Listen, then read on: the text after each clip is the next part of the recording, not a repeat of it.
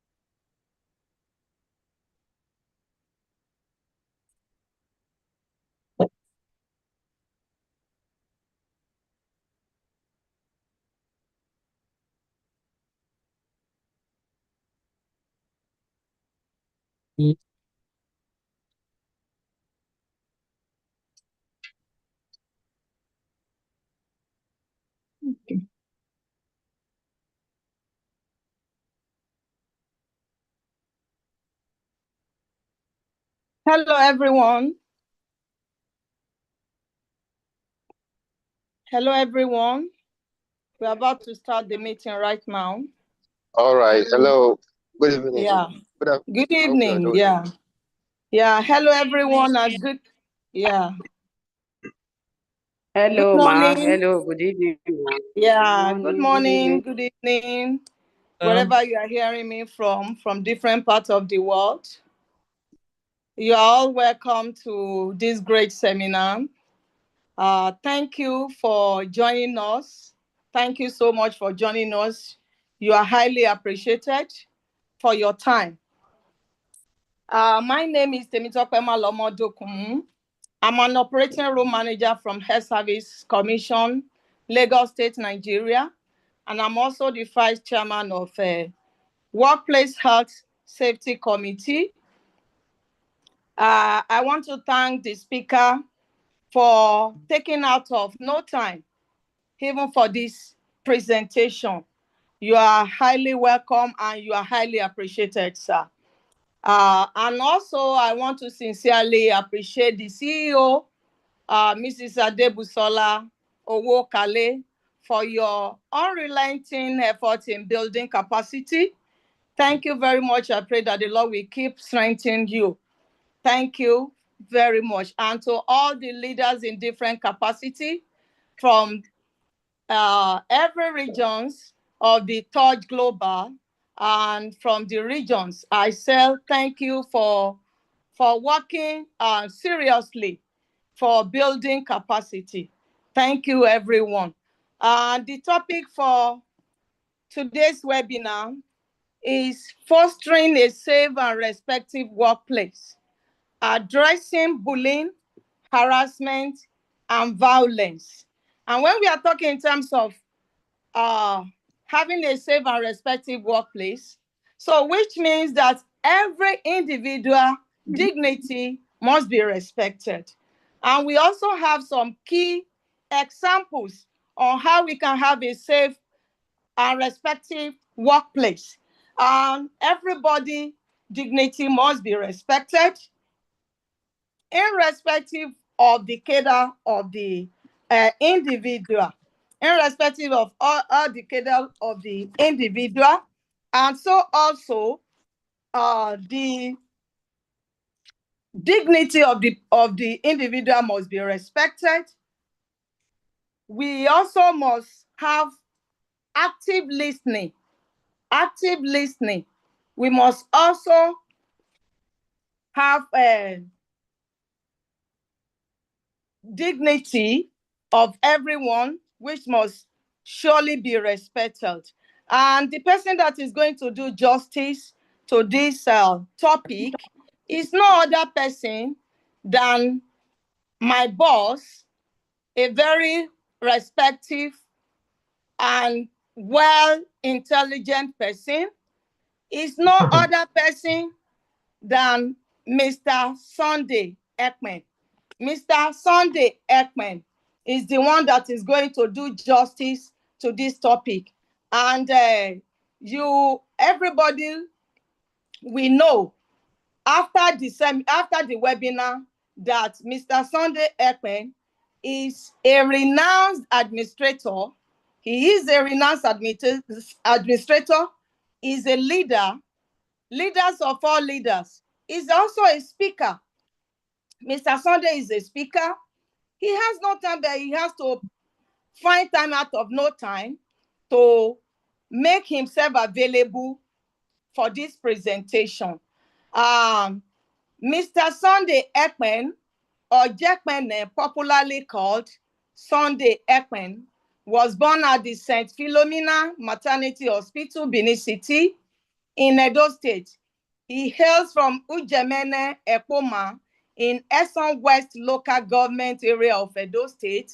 His academic pursuit started at the Payne Primary School, Benin City, and proceeded to Edokpolo Grammar School, FCT, School of Nursing, and graduating as a registered nurse. He also went to Institute of Administration and Extension Services of University of Benin, Institute of Development Administration of Nigeria and University of Ibadan, and Mariam Abasha, American University of Republic of Niger Republic.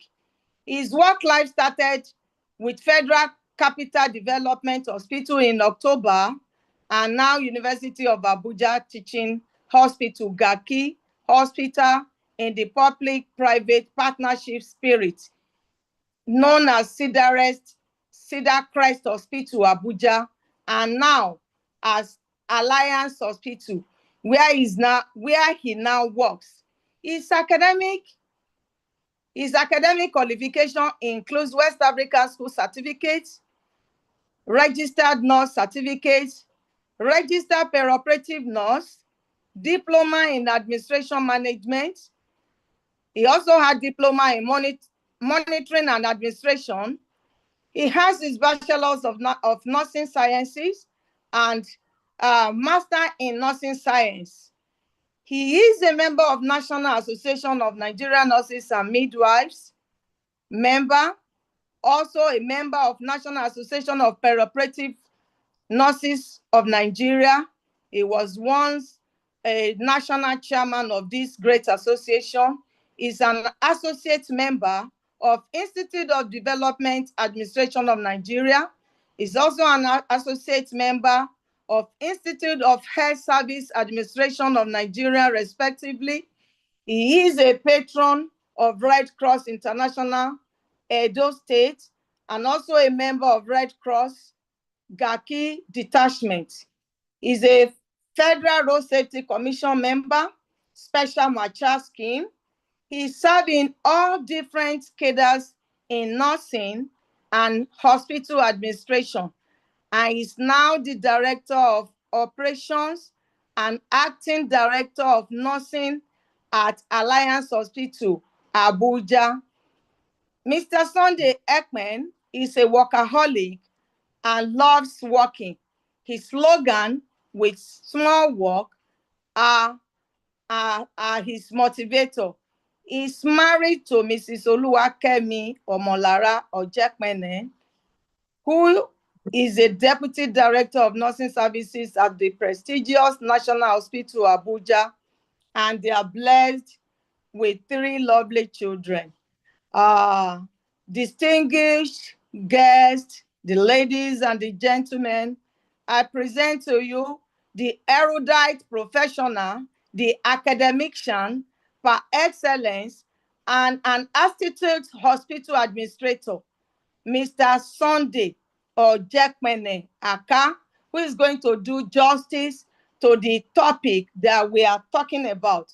And I will want you to put your question down on the chat board so that after the presentation, Mr. Sunday will do justice to the questions, I hereby present to you the speaker of today, Mr.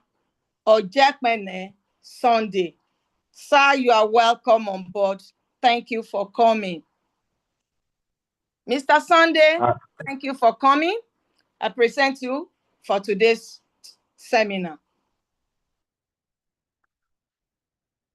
Thank you very much, Madam, and it's my pleasure to be with us this evening. I hope I am being heard. Hello? Hello, sir, we can hear you. We can hear you, Sunday. Good evening. Welcome. Yes, it's my pleasure to be able to talk to us this evening on this very apt topic. We're faced with a lot of social and economic pressures today. So working has not been easy at all. Contending with all this, there are so many triggers that would get one easily overboard. So it is in this context that we're looking at this topic today. For correction's sake, Madam pronounced my surname as Ekmene. No, it is Ekmen. That's to put a record straight. Once again, it's my pleasure to Sorry about that. All right. Fostering a safe and respectful workplace vis-a-vis addressing bullying, harassment, and violence.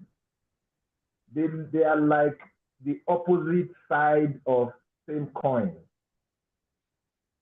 If we want to pick the characteristics of a disrespectful and an unsafe workplace, we'll be looking at bullying to be one of the characteristics. We'll also be looking at harassment as well as violence. So, where the environment is safe and respectful, we don't intend to see bullying, neither do we expect to see harassment or violence.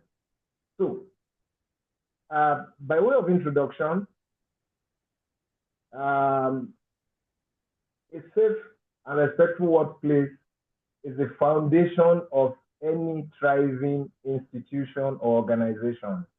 Otherwise, it will not be able to meet its set goals. For every organization, there are goals that are set.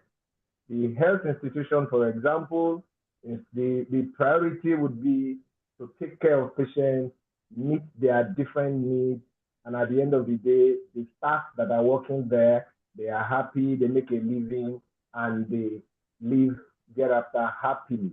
They are able to maintain a family. They have a sane mind. They can think well. So all these are attributes that we expect to see in a functional and thriving organization. However, trust seems to be a major factor. If the workers, as it were, do not trust the organization, it becomes a huge problem. If you look at the different theories of motivation, you'll find out that value and support keeps recurring. It is because it has been found that workers, human beings, they thrive better, they work better, they give in their all when we show that we value whatever and however little their contributions are.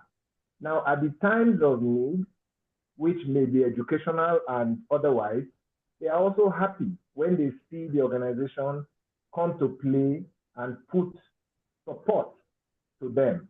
Support may be technical, administrative, emotional, and even health, a concern. Looking at the term or the concept, it is a multifaceted approach, and it involves establishing policy, procedures, providing comprehensive training programs, and fostering a culture of open communication. We cannot say we have a safe workplace where there are no policies. Policies are set out to guide what we do, how we do, and what happens next if we do not do what the organization expects. Same with procedures. Procedures talks about the step-by-step approach that we are supposed to take to achieving the organization goals. How about training? If staff is brought into the organization, he is new, no matter the level of experience that staff has, he needs to undergo a definite training. Definite in the sense that it is deliberate to make sure that the person is able to combine both the theoretical and physical as well as mental contributions along with being able to blend with human beings. No wonder at this point, psychology and sociology becomes critical because we need to work with each other and it is a team work.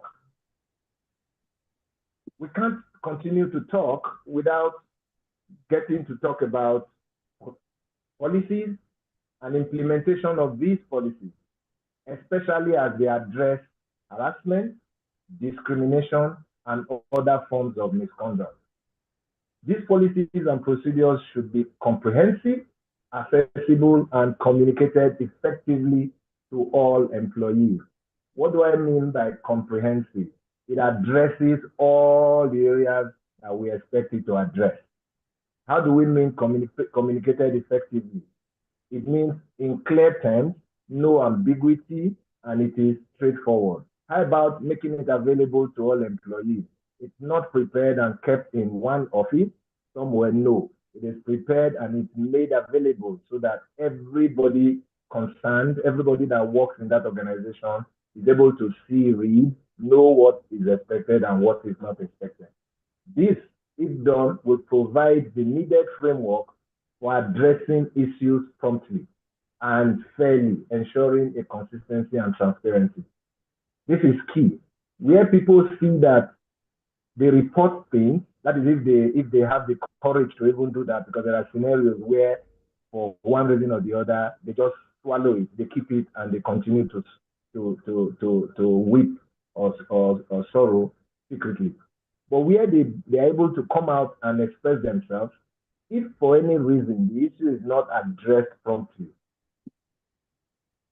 it is not there is no consistent approach to a particular scenario or problem. It invariably means there is no transparency and people will lose interest in having to talk or report issues.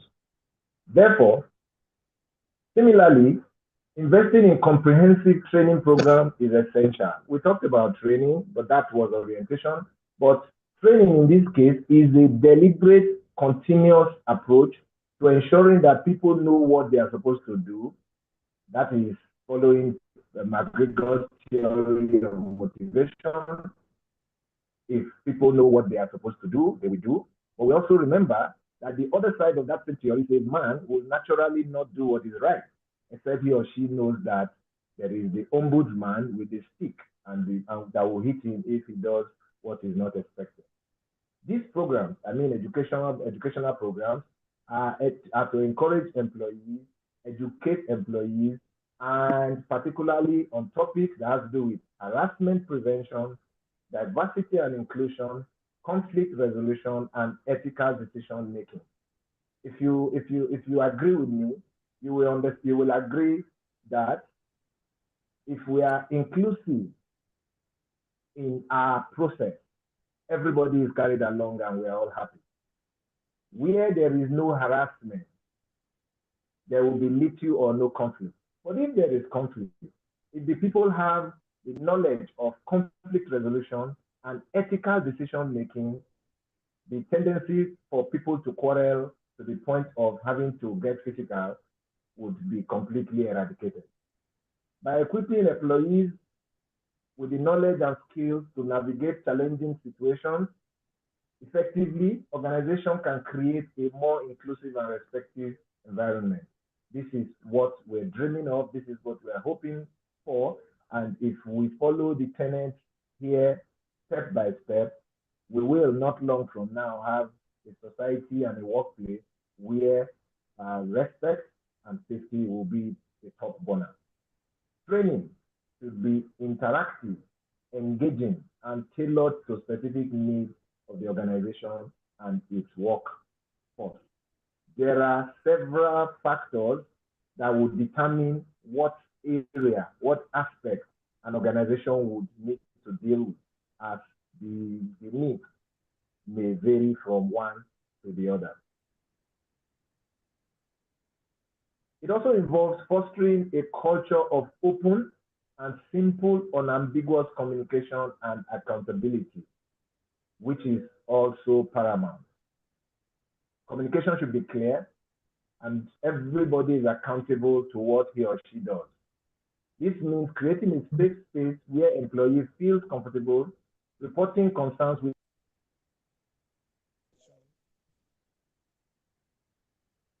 communication. It also involves holding. It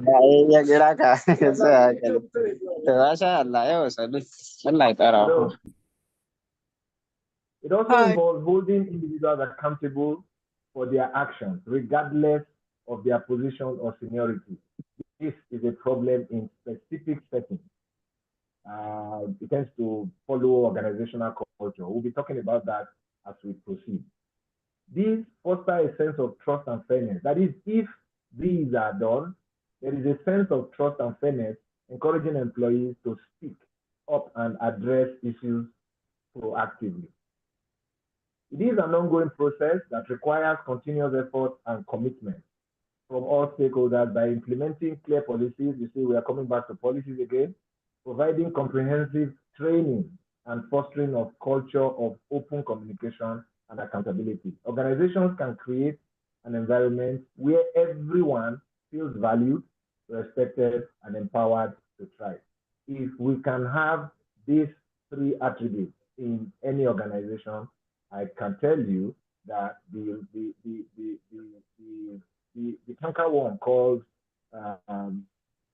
workplace evil, bullying, harassment, and violence will be a thing of the past. This is not only beneficial, it doesn't only benefit the individual employees, but also the organization, because on the final analysis, the organization also attains its set goals. Work bullying, harassment, and violence. We'll be looking at these specific topics one after the other. In all, these are serious issues that have devastating consequences for individuals and organizations. They are distinct but interconnected behaviors that create a hostile and unsafe environment for employees. We've just seen a new word, hostile, not only toxic. Now, workplace bullying refers to repeated and unreasonable behavior directed towards an employee that creates a risk to their health and safety. So the attributes here are that the activity, behavior are unreasonable. And it is not a one-time thing, it is repeated. Workplace harassment can include unwelcome and unrepeated words or actions that are known or should be known to be offensive, embarrassing, humiliating, or demeaning to a worker or group of workers. It can include verbal abuse, intimidation, threat, isolation, and undermining of work. This tells us how serious this matter is. Workplace harassment. It involves unwelcome conduct that is based on a protected characteristic, such as race. A black man passing comments that are not savory to a colored man. A white man passing comments or saying things, and it is race concerned. Religion, we look at the different religious groups. Gender, male, female. Sexual orientation, disability, or age. These are considerations that usually a lot of people worry about, and it determines how they react when they face such a situation. If people are of the same age, they are likely to tolerate some of these attributes. But when a younger person talks to an older person the way he or she doesn't like, he gets offended. If an older person talks to a younger person the way he or she doesn't like, he also gets offended and he says, it's because you are older than me. It's because you came to the organization first before me. But in a decent and harmonious workplace, these are secondary matters. Teamwork becomes critical. Workplace violence. This encompasses any act of violence or threat of violence that occurs in the workplace. This can include physical assault, threat, intimidation, and property damage. Property damage here would include physical damage to either of the parties that is involved and may also cause physical damage to the hospital property. It is important to note that these behaviors can overlap and often occur together. So there can be a situation where a staff is not happy, he feels that sense of harassment, and it deteriorates to workplace violence.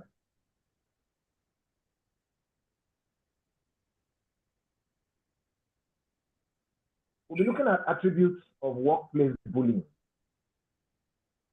So for workplace bullying to occur, there are things we would expect to see and may adduce as the likely reason why these happen. Repeated and unreasonable behavior. Any behavior that is unreasonable. Reasonability in this context will be narrowed down to the work culture, organizational culture of the particular institution you are talking about. There are cultures that are acceptable in India, for example, that are not acceptable here in Nigeria. There are cultures, work cultures that are acceptable in the UK that are not acceptable here in Nigeria.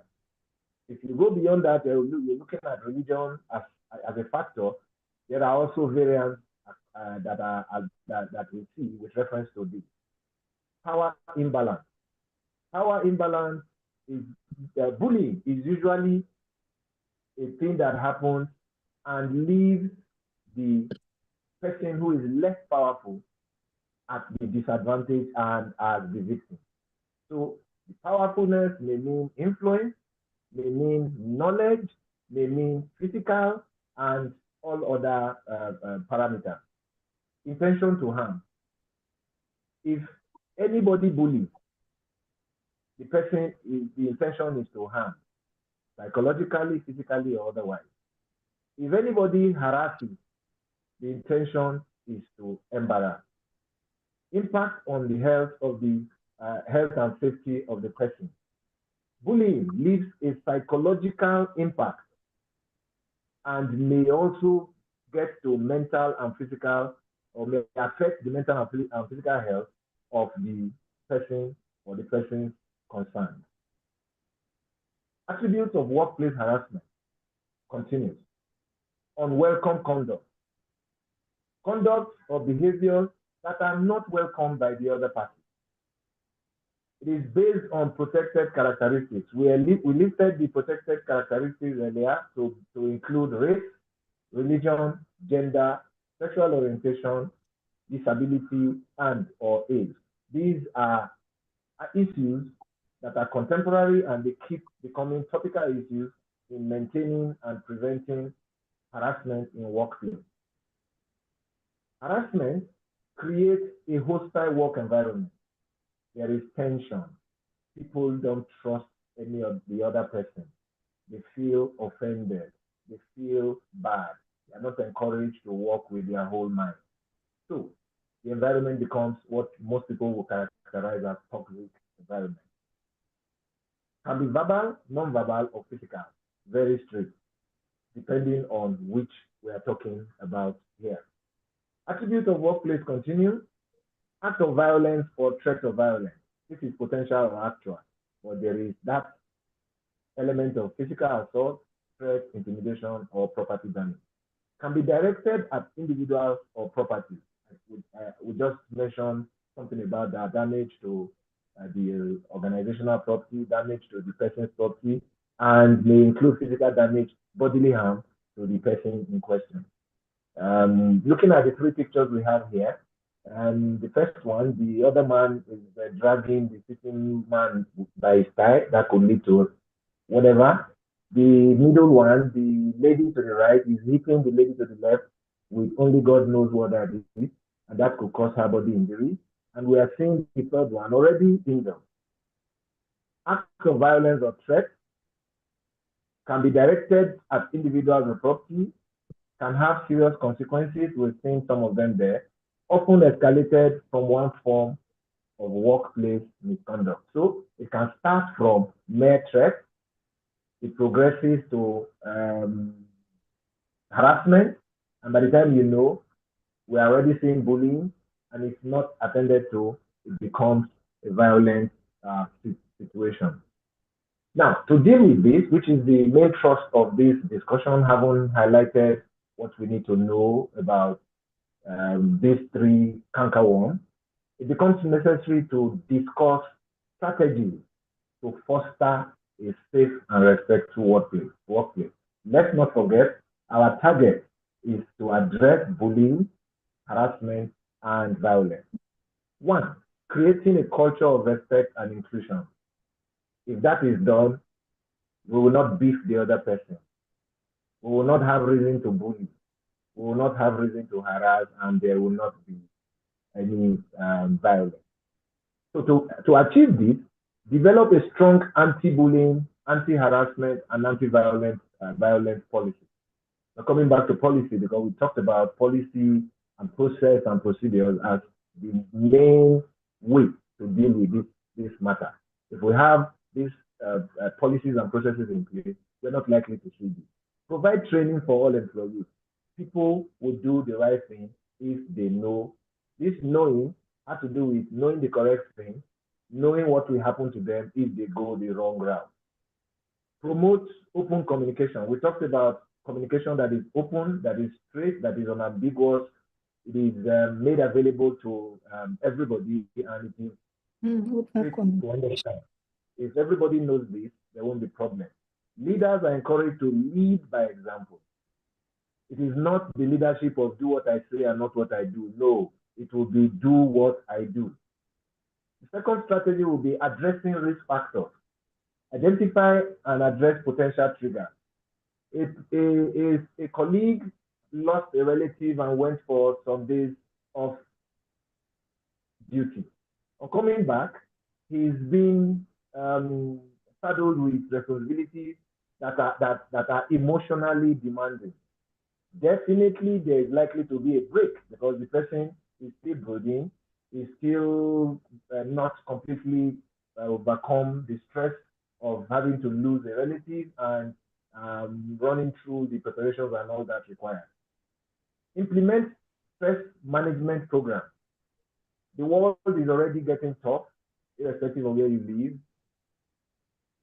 Things are getting difficult. There is economic hardship and otherwise.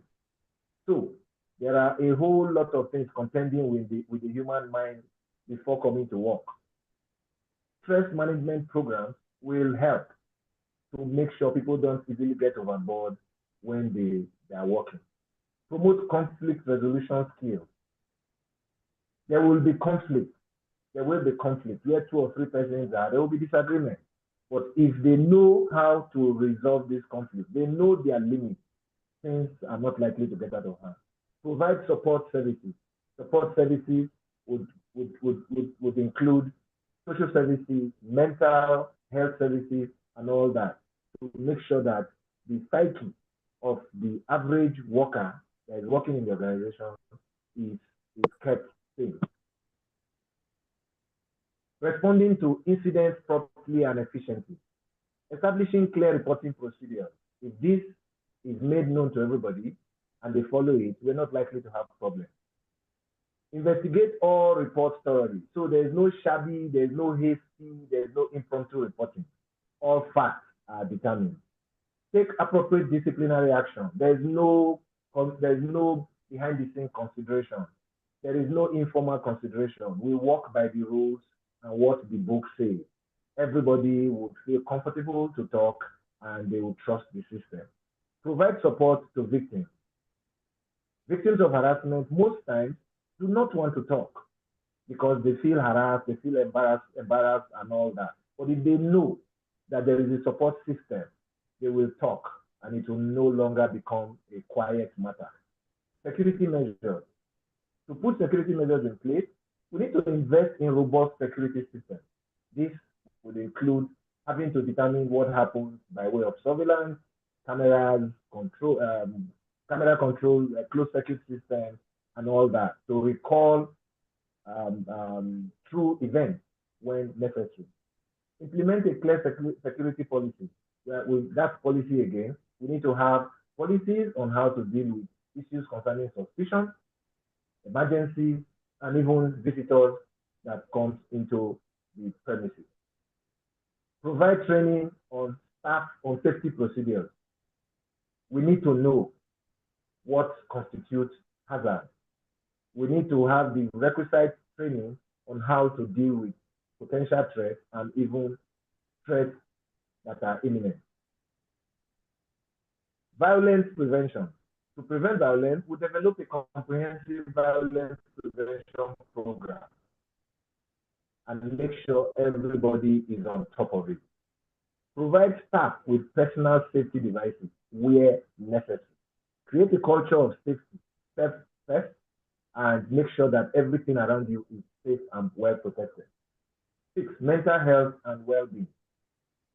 Offers stress management program, which would include hangouts, good relaxation, annual leave observation. And I'd like to say at this point in time, the man who or the staff who thinks he's the strongest worker, he's the hardest worker by not going on leave, easily get burn out, and this may be responsible for some of the cardiac arrest situations we've seen in the operating room environment and the entire hospital setting over time. Create a support work environment. A supportive work environment would mean promoting good communication, teamwork, and a culture of mutual respect. Provide access to mental health, which is key and strategic to this discourse. Workplace ergonomics and safety. There's no better place to discuss this than in a hospital. We see repetitive actions, we see sometimes awkward movements and even awkward positioning. So to deal with this, optimize workspace for safety. Everything that is needed is made available.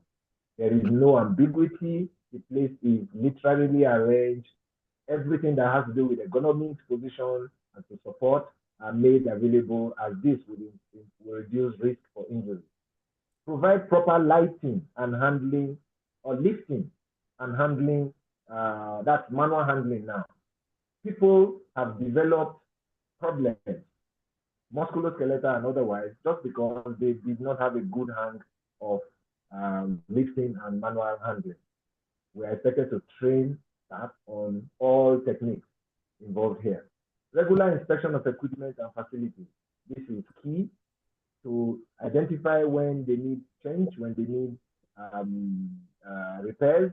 In this case, preventive maintenance and reparative maintenance are key. Continuous improvement.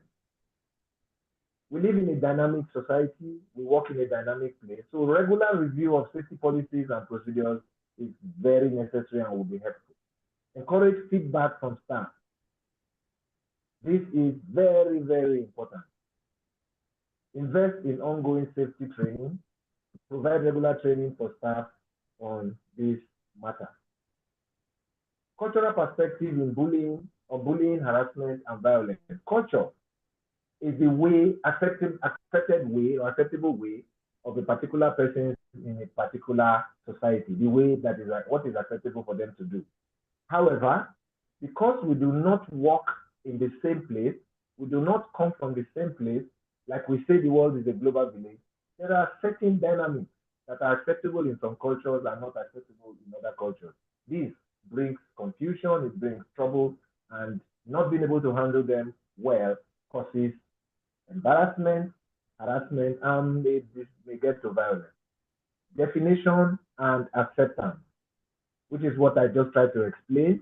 Different cultures, they have different definitions And somewhere along the line, I said a mild embrace may be acceptable in the United Kingdom. But in the Middle East, that might be a very big offense and be taken on the other as a not acceptable behavior. So it is key to understand defined behaviors, acceptable, and how acceptable they are. Power dynamics. It tends to follow that the more powerful in whatever parameter or dynamics have the more tendency to bully, harass the younger or junior one. So that becomes an issue that needs to be looked at. Gender. There are certain areas where certain things, certain actions are acceptable from the male and or the female. But in other areas, it becomes a taboo, it becomes an abomination. Stigma and shame. Stigma, shame are two key things that have kept a lot of persons that have been harassed or bullied not to speak out because of fear of being blamed or ostracized, leading to cultural silence around the issue. Legal and institutional framework. If the workforce knows that the institution has an effective law and policy regulating workplace, bullying and harassment may not be prominent, and these vary from one country to another. In cultures where legal practitioners are strong and actively enforced, individuals may feel more confident in reporting incidents. Conversely, in cultures with weak enforcement, victims may feel that reporting is a waste of time and would not report. Organizational culture. This worries or talks about the culture of the organization as they work. Organizations that promote open communication, inclusivity, respect for one or another are more likely to discourage such behaviors, while toxic environments may perpetuate them. Generally, understanding these cultural perspectives like power and authority, delegation, male and female roles, etc., is essential for developing effective strategies to address bullying, harassment, and violence in workplace. Organizations must consider these factors when creating policies and training programs to foster a safe and respectful work environment for all employees. Now, I will just read through this, but at the end of this discourse, I would expect a few comments on what we think or see wrong about this scenario, and I'm sure the moderator at that time would handle them very, very well. Scenario 1. A nurse is consistently excluded from team discussion and denied learning opportunities by a senior colleague. A nurse is consistently excluded from team discussion and denied learning opportunities by a senior colleague. I do not know what is wrong there, but by the time we are discussing, I'm sure we will deal with it. Scenario 2. A hospital administrator makes repeated inappropriate jokes targeting a junior staff member's ethnicity. A hospital administrator makes repeated inappropriate jokes targeting a junior staff member ethnicity. Scenario 3. A surgeon openly threatens a colleague who reports unsafe practices. A surgeon openly threatens a colleague who reports unsafe practices. The next will be discussion, and like I said, the anchor would deal with this. Key takeaways here. Workplace bullying, harassment, and violence negatively impact employees' well-being and productivity. This needs no ado. Reason is very simple. If a staff is not comfortable, he gets disturbed, his psyche is disturbed, even if he used to be confident or comfortable doing his work, he is no longer sure what if he does anything, how it will be interpreted, Is he likely to get the support of the organization? So his productivity will decline. If productivity declines, ultimately the overall goal of the organization is also questioned. Clear policies, training, training programs, and strong leadership are essential for prevention. To prevent these things we just mentioned, bullying, harassment, and violence, this takeaway says clear policies, deliberate training programs, and strong leadership would help to reduce, if not eliminate it. Encouraging a culture of respect and accountability improves workplace safety. We've had reasons to talk about this in our earlier part of this discussion. Employees must feel safe to report incidents without fear of retaliation. If I report the chief consultant, not because I want to report, but I want to be diligent to the hospital, because as part of the rules, it says if you see sick, it says if an incident occurs, fill or report in the incident reporting format. If I do that, am I going to be intimidated by this almighty manager? That becomes an issue. But if the employee feels safe, then there won't be a problem. Sometimes this is very, very necessary and very important for us to always remember. Sometimes employees stay on this lane. What is this lane? Accusations of bullying, accusations of harassment, accusations of violence, especially bullying, to rationalize inefficiency and ineffectiveness. Hence the need for proper interrogation, investigation, and determination of what the reasons were for this.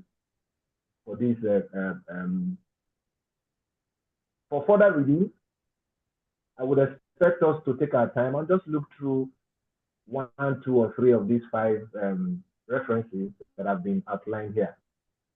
And at this point, I want to say it's been my pleasure talking to us on this very important topic, fostering a safe and respectful workplace, talking specifically about bullying, harassment, and violence. These are key issues that are disturbing the different organizations today, and the healthcare system is not excluded, especially the operating environment where teamwork, brain work, hard work are expected to combine effectively to enable us achieve our aim, which is basically to make patients go with lighter burden, if not completely take away their burden than they brought to us. Once again, I want to say thank you, and I expect that the anchor would take us back to the scenarios that we created so that deliberations can be done on it.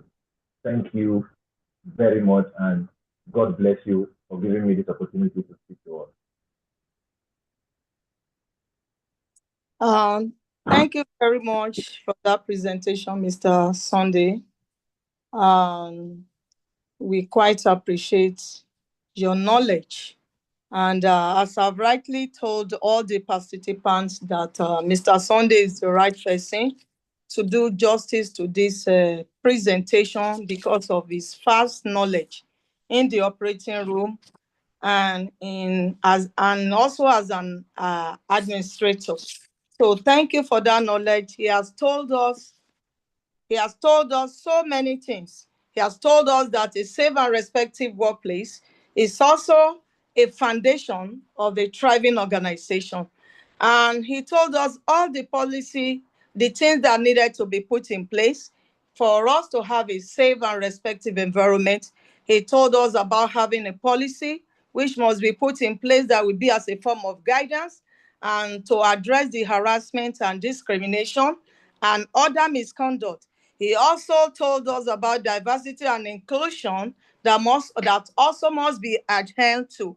He told us about training, which should be put in place, and also to have an individual should be accountable for their actions. So if people have the knowledge of this, that they are going to be accountable for their action, and everybody will behave normally as they're supposed to be, and there wouldn't be any harassment or violence at the workplace. And he told us that work and bullying, harassment, and violence, that they are distinct, interconnected. They are connected to one another, and they are hostile and unsafe environment. Workplace harassment also involves welcoming, also involves unwelcome conduct. Is based on protective characteristic. An attribute of workplace bullying is unacceptable behavior. He told us workplace bullying is an unacceptable behavior. And also workplace harassment is also unwelcome conduct, because it creates a hostile environment for the people. He further told us about the strategies to fostering a safe workplace. He told us about creating a culture of respect and inclusion, which policy should be clearly defined, and there should be an open communication. Then leaders should also live by an example. Another point he mentioned was addressing risk factors. So, and how can we address the risk factor? By identifying and addressing potential triggers. Also, implementation of stress management program, and promoting conflict resolution skills. Also provide support services. Another point he mentioned was responding to incident promptly. You know, when they know that we are going to respond promptly to an incident and effectively. So by investigating all the reports thoroughly, and then taking appropriate disciplinary action and providing support for the victim.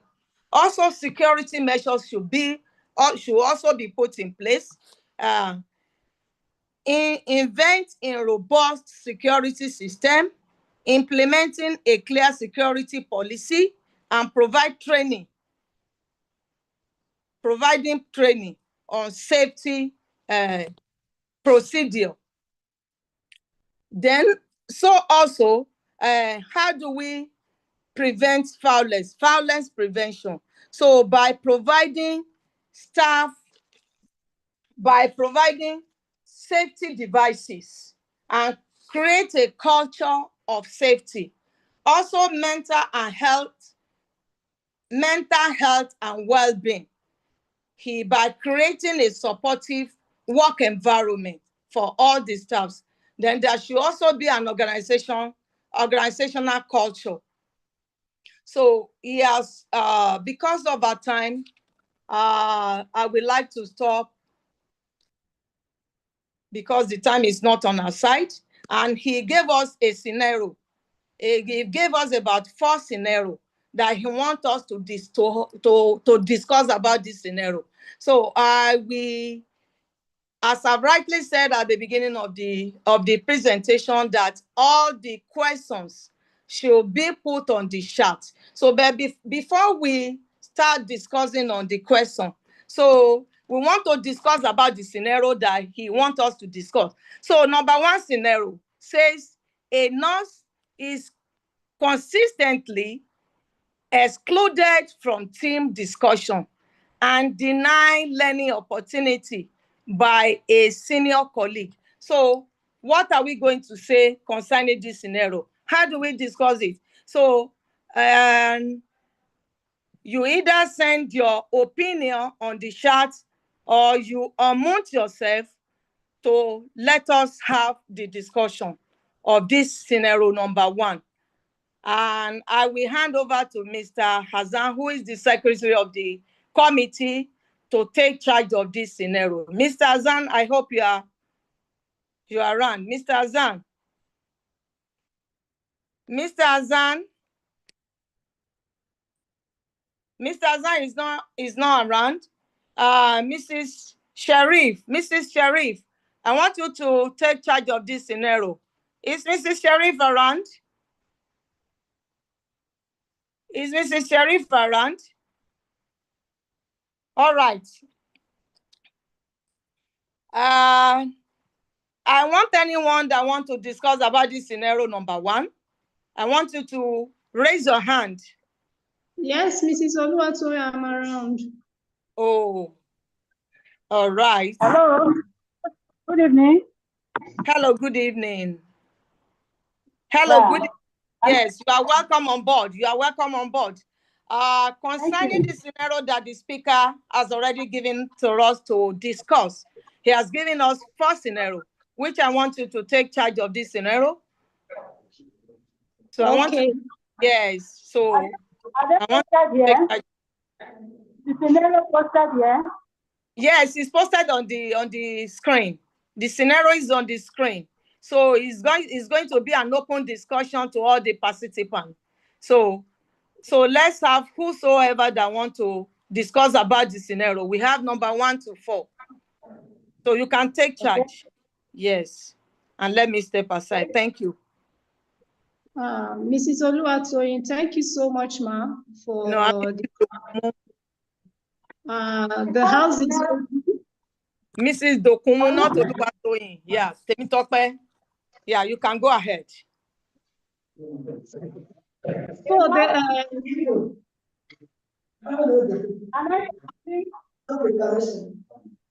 we can hear you. You can go ahead about the scenario. Yeah. Okay. First scenario says a non excluded from team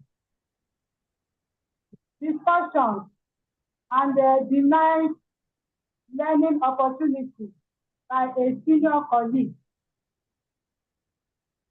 So how do we handle this situation?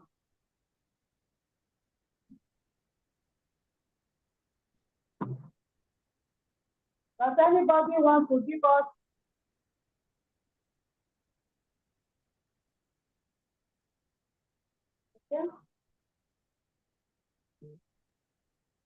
Hello?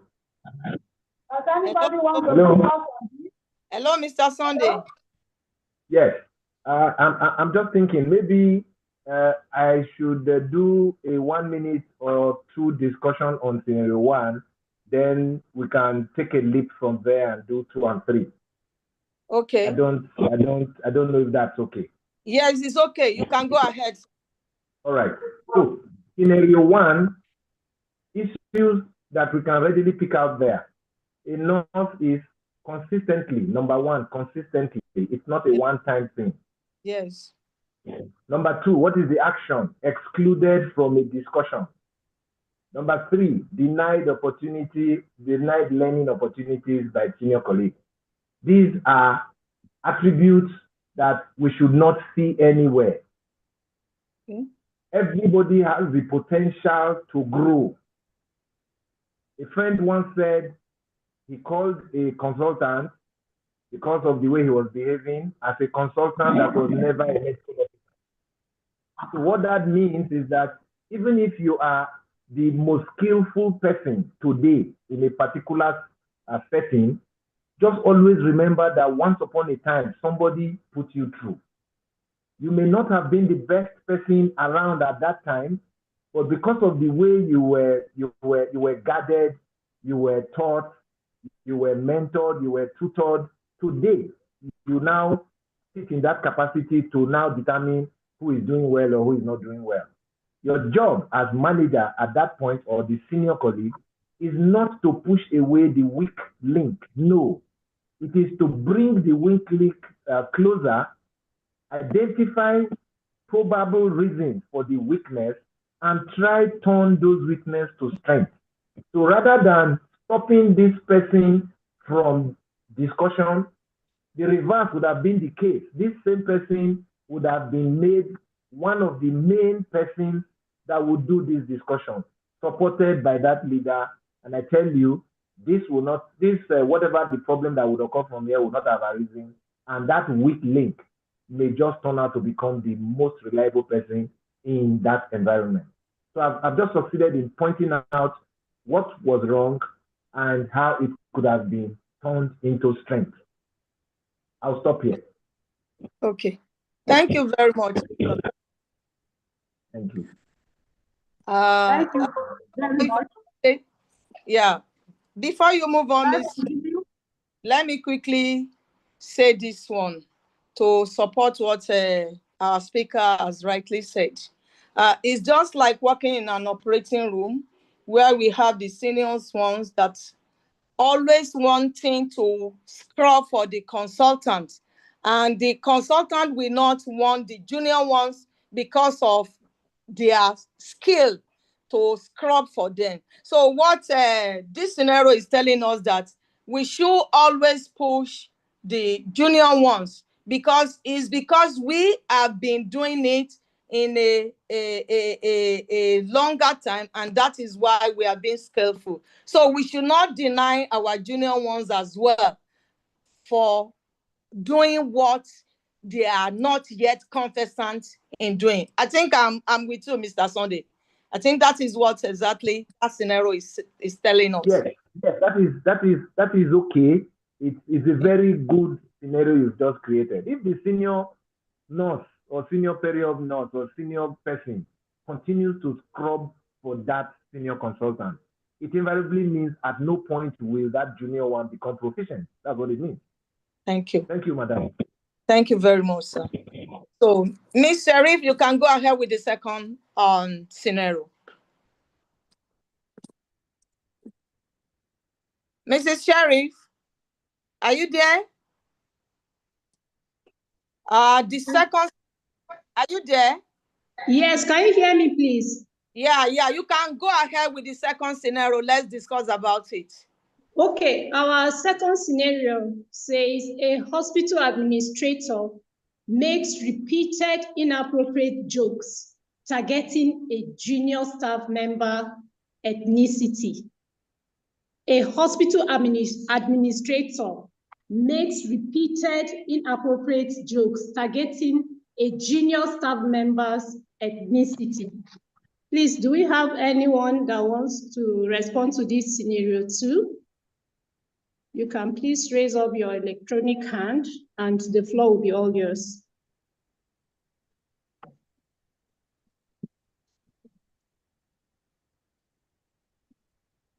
Anyone that wants to make an attempt, please.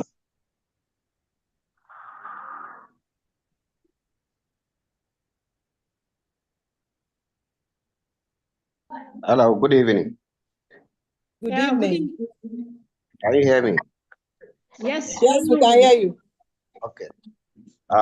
Let me start by appreciating our presenter. My name is Nasumar Abdullahi Umar, speaking from Latvia, Nasarawa State. If I can say something regarding this second scenario, since from the beginning, we have actually seen what our presenter said regarding bullying, which is something that has to do with repeated unreasonable behavior.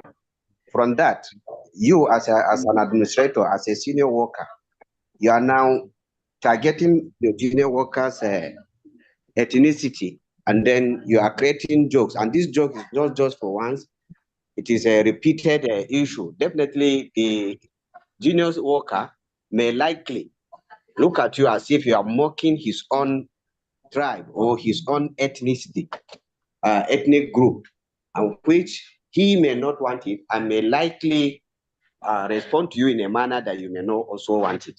And that could lead to a violent situation. So we are to support one another, as from the first scenario. Not that we should be mocking or creating issues that one may look at. Maybe someone is looking at his own ethnic group to be a low or minor or something that is not that important. I think it is not appropriate for a senior nurse to do such a thing, one administrator. That is my own understanding on that aspect.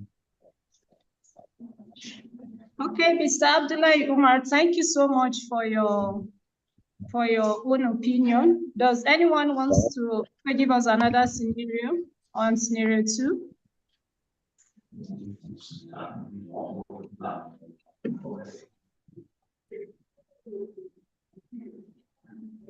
Okay, it seems we don't have anybody that wants to speak on that, so I'll call on the speaker to also shed more light on scenario 2.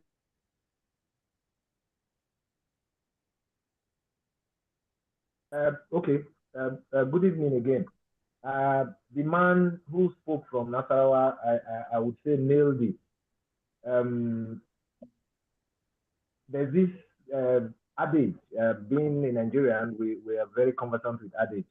There's this adage that says, play for puppy dogs would mean black puppy dog falls to the right, the next fall will be to the white. If in the course of the play there are 10 falls, and the 10th fall is always the white one or the black one, apparently that again is no longer play, it is now fight.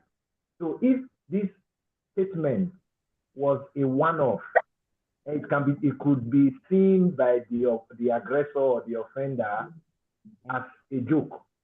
But when it is repeated, so the man from Nasarawa was able to pick out the key thing. It is inappropriate and it's a repeated action, which means it's deliberate, it's intentional, with the aim of offending or bruising the ego of that other man that is the junior person. And most probably because he also knows that the junior man may not be able to talk back at him because of his standpoint of managerial position.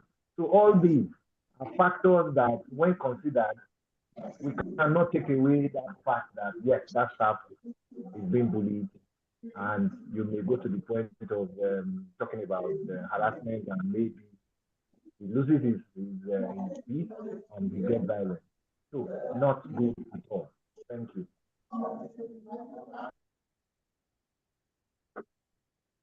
Thank you very much, sir. Yes.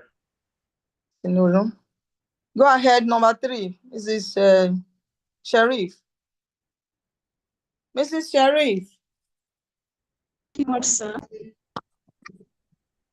I think we'll go to the next scenario, which is scenario 3.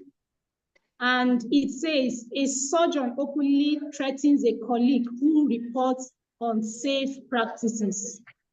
A surgeon openly threatens a colleague who reports unsafe practices.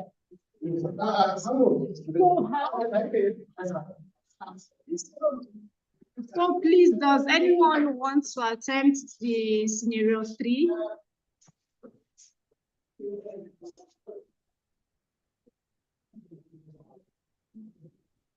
Scenario 3 says a surgeon openly threatens a colleague who reports an unsafe practices. And definitely this happens a lot in our operating theater. So does anyone want to make an attempt, please?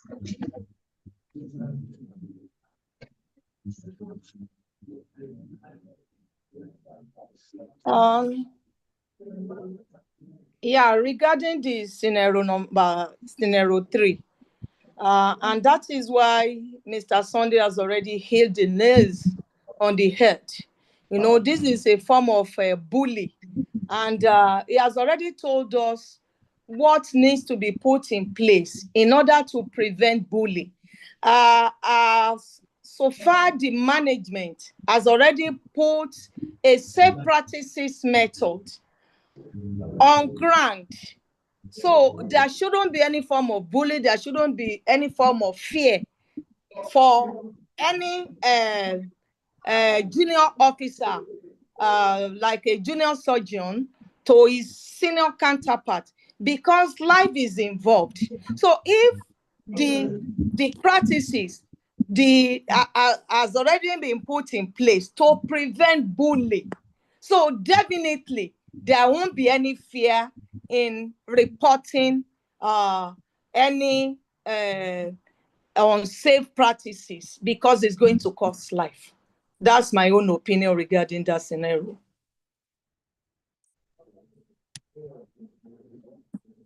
Okay, Ma, thank you so much. Mr. Sunday, can you speak more on that, please?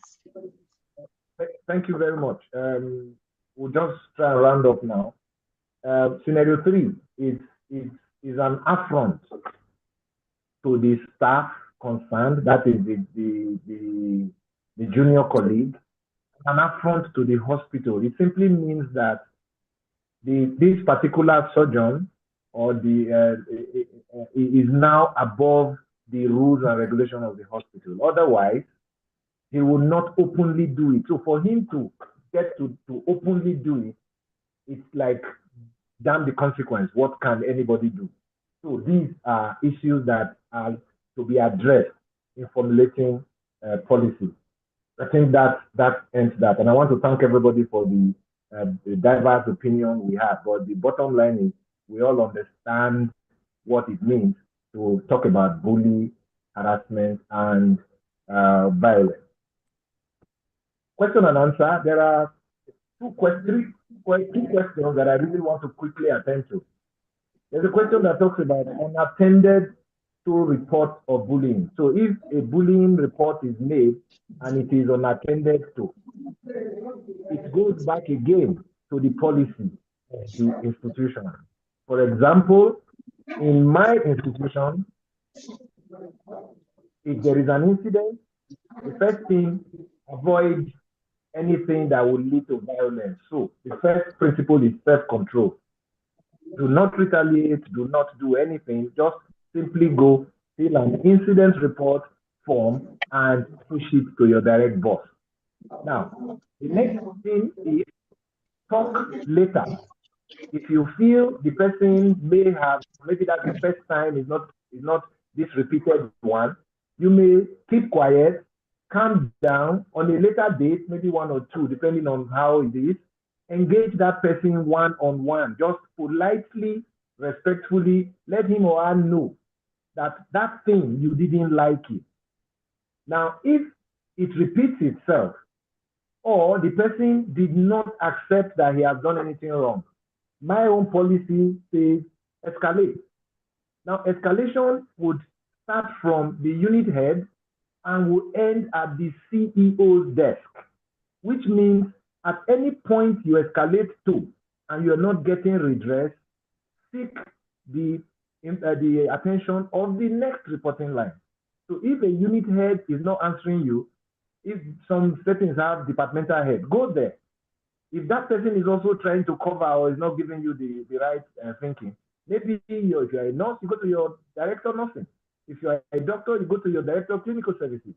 If at the end of the day that still is not giving you, then you do not have a choice but to go to the CEO. So that's how issues like that are addressed. For example, in my own setting, it's a policy thing. Everybody understands that. The second question is: a junior disrespects a senior. What do you do about it? It's a very, very simple thing also. In this, in attending to this, what we talked about organizational culture. What is the organizational culture that relates to superior subordinate relationship? What are the acceptables and what are the not acceptables? Now, these not acceptables, do they have reformative or punitive measures attached to them? If yes, simple. While escalating, the ultimate is that if it is a reformatory action, it will be taken, and the person who has committed it is dealt with in such a way that he or she understands that that thing is not good and hopefully not to do it. But if it's a punitive measure, which means that the person has been talked to or cautioned about a similar act, then whatever that same policy meters as punitive measure is also followed. Now let's remember, you do not apply different rules for different persons. No. If the rule says if you walk 2 straight, you lose 1 day pay, everybody and anybody in that organization who walks too straight losing that thing. So it's not that today a level 3 officer or a band 5 staff does a thing and he loses 1 day pay. Then when a level 12 or a band 10 person does his own, you now, because of his influence who is in the organization, he now loses 2 hours pay, but same offense. So neutrality, fairness would not be there. So these are issues. It all comes back to what is the organizational culture and what are the rules and regulations, protocols, procedures, regulating behaviors that are defined as unacceptable. I think I would like to stop here. Thank you very much. Wow. Wow. Thank you so much, Mr. Sunday. Thank you for your time out of your busy schedule, and you still find time for us. We are quite grateful, and you are highly appreciated, sir. We say a very big thank you to you. Thank you. I will hand over to the chairman of this workplace health safety committee, Mrs. Oluwatoyin Joseph, to give us a closing remark. Ms. Oluwatoyin, you are welcome on board. Thank you, ma'am. Yeah. Good evening, everyone. Good evening. Morning, good afternoon, good evening, depending on where you are. I'm happy to have you, super excited to have all of you from different countries joining us on this webinar. That is the Operating Room Global Nigeria Workplace Health and Safety Committee. And I want to thank Mr. Sunday so much for dealing with the topic, fostering a safe and respectful workplace, addressing bullying, harassment, and violence. This is a very important topic that cuts across all workers. Although we are dealing with health workers this time around, it is important for us that this has been discussed today.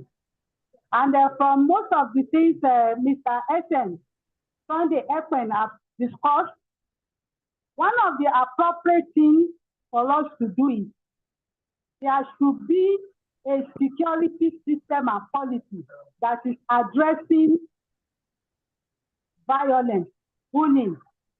Because when this is in place, it will be very easy to address the issue.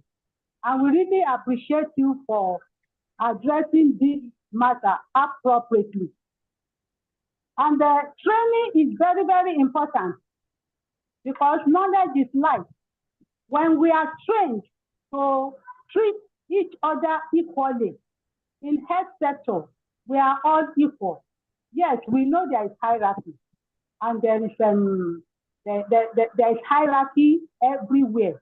But at the same time, we need to treat ourselves equally. There should be no inferiority complex. No one should be looked down upon. A superb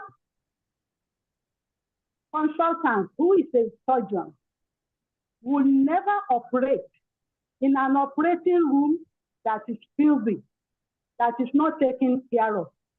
If you now look down upon the hospital attendant that they are nobody, what will happen to the operating room? Will the consultant come and clean the operating room before he or she will do the next case? But when we see ourselves as meeting up, working together for the interest of the patient, it is going to remove the issue of harassing, embarrassing, bullying. As a matter of fact, those of us in the health sector, we are all knowledgeable people. We are learned colleagues. And as a result of that, we behave appropriately. And so that is why we just want to emphasize on the fact that we want to limit the issue of embarrassment, bullying, harassment, and violence. It is unthinkable for physical combat to take place in the operating room. What will happen to the patient on the theater table? And what will the patient say about us? So that will be quite embarrassing.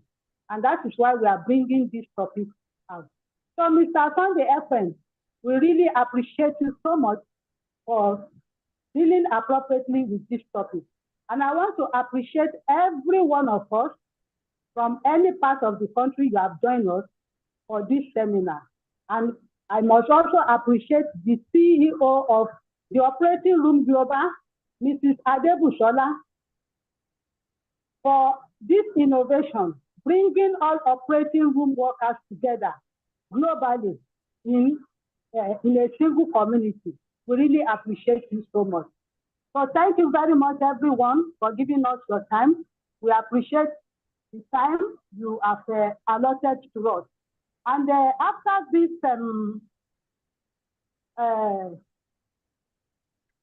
after my talk, there is going to be an evaluation. After this webinar, there is going to be an evaluation topic that will be on your screen. So with this, when you fill out the evaluation, you'll be given certificates. And actually, it is members that will be availed to collect certificates because they will need to put in the membership ID number. So if you are not yet a member, we're going to give you the link to become a member of the Operating Room Global. This is where all operating workers, healthcare workers that are working in the operating room, they all come together on a global note. So thank you very much. Mrs. Wakade, the CEO, I don't know if you have anything to tell us, ma'am. I don't think she's around. Hello? Yes, thank you so much, everyone. I think all has been said. Thank you to our speaker, that's Mr. Sunday. Thank you so much for doing great justice to the topic. I listened to the scenarios, and the recommendations, and the discussion was very insightful. So thank you so much for that. I really want to say thank you to the team, for the organization, for the facilitation, for the outstanding representation of TORG-NG chapter. I want to say thank you to everyone who joined all over the world. Thank you for your time. I know it's not easy. Most people are busy. Some people are actually at midnight and they're still connected. So thank you so much. We've got another webinar in another 1 week that would be hosted by the TORG Rwanda chapter. I would like to encourage everyone to join and register for that as well. And thank you for your participation. Thank you so much. Over to you. Thank you, ma'am.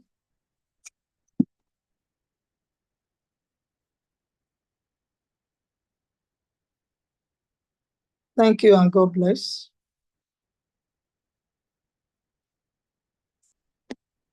Bye, everyone. Thank you so much. Thank you.